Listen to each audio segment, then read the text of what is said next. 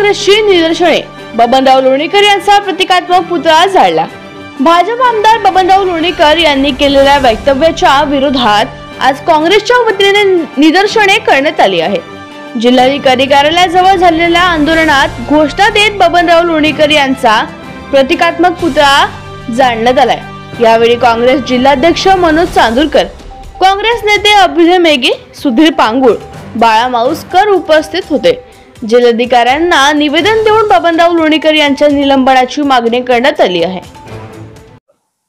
बबन लोणीकर यांनी जे वक्तव्य केलं ते मला असं वाटतं की भाजपची जी नीती आहे त्याचाच एक भाग आहे की ते वेगवेगळ्या प्रकारच्या समाजामध्ये एक बुडबुडा टाकून पाहतात आणि त्याच्या प्रतिक्रिया कशा येतात त्याचं प्रतीक म्हणून कधी नितेश राणे धर्माबद्दल बोलतात, कधी त्यांचेच कृषी मंत्री ढेकळाला पंचनामा करायचा असा बेजबाबदार प्रश्न करतात। आणि आज बबन लोणीकरांनी शेतकऱ्यांना अक्षरशः भिकाऱ्याची उपमा दिली की तुमच्या अंगावर जे कपडे आमचे हे काय यांच्या खिशातून पैसे नाही देत, तर यांच्या आपल्या सामान्य माणसाच्या कराच्या पैशातून सरकार योजना राबवते।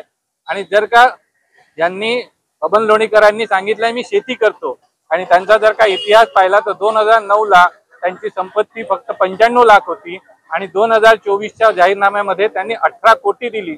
म्हणजे 1800 पट एखाद्या आमदाराच्या याच्यात 15 वर्षात एवढी मोठी संपत्ती आली कुठून याचा उत्तर त्यांनी द्यावं। आणि मग शेतकऱ्यांच्या भिकाऱ्या म्हणजे आमचेच पैसे चोरून तुम्ही त्यांची संपत्ती लुटली आणि स्वतःचे घर बनले आणि पुन्हा त्यांच्या मुजोरीने सांगताय की शेतकऱ्यांना तुमच्या 6000ने, अरे 6000 काय होऊन राहिलं? तुमचं मासिक जे मिनिमम वेजेस सांगतं सरकार ते सुद्धा एखाद्या कामगाराचं 13,000-12,000 आहे आणि त्या शेतकऱ्याला वर्षभराचे 6,000 देतात। ही उपकाराच्या भाषेने आणि ती सरकार कोणाच्या पैशातून देतं? सामान्य माणसांच्या पैशातून देतं।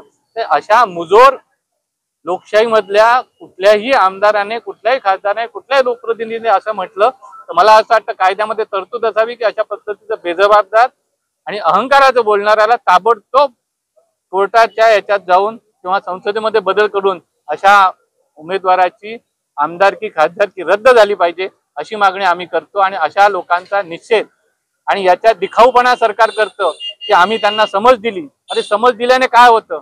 तुमच्यात जर का खरंच शेतकऱ्यांबद्दल कणव असेल तर त्याच्यावर कारवाई करा, त्याला बरखास्त करा, त्याला विधिमंडळातून तरी किमान दूर करा। अशा लोकांना तुम्ही देता, त्यांना भत्ते देता, त्यांना सगळंच काही देता, म्हणजे काय समज काय दिली?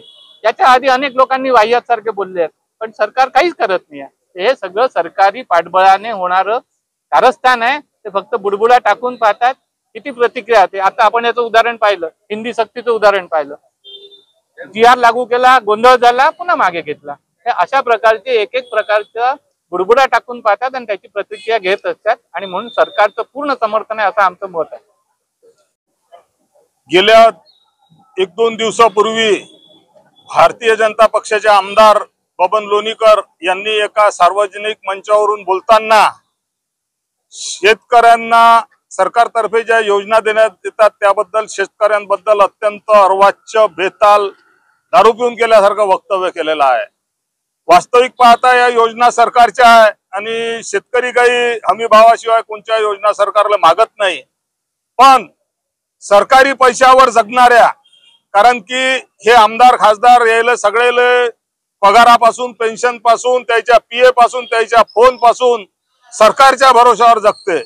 याईनं घातलेले कपडे सुद्धा सरकारी पैशातले आहे आणि मेहनत करणाऱ्या शेतकऱ्याला अत्यंत खालच्या शब्दात बोलून, म्हणजे 2000 तुझ्या बापानं पेरणं केलं मोदींनी दिलेल्या, याच्या बापानं तरी पाहिलं का 2000 पेरणं होताना? तुमचे कपडे आमचे आम्ही दिलेले आहे, तुमच्या हातातले डबडे आमचे आहे, अशा प्रकारचं खाऊ घातल्यावर वोक म्हणणारं वक्तव्य या भिकारजोड आमदारानं केलेलं आहे शेतकऱ्याबद्दल। शेतकऱ्यांबद्दल यापूर्वी भाजपचे लोक वेगवेगळे बोलत आहे आणि यावरून शेतकऱ्यांच्या विरोधातली भाजपची मानसिकता लक्षात येते। आम्ही आज वर्धा जिल्हा काँग्रेस कमिटीतर्फे बबन लोणीकरचा, या भाजप सरकारचा तीव्र शब्दात निषेध करतो आणि येणाऱ्या काळात असे वक्तव्य जर झाले तर त्यासाठी काँग्रेस पक्ष शेतकऱ्यांसाठी रस्त्यावर उतरून आंदोलन करीन असा इशारा या प्रसंगी मी आज देतो।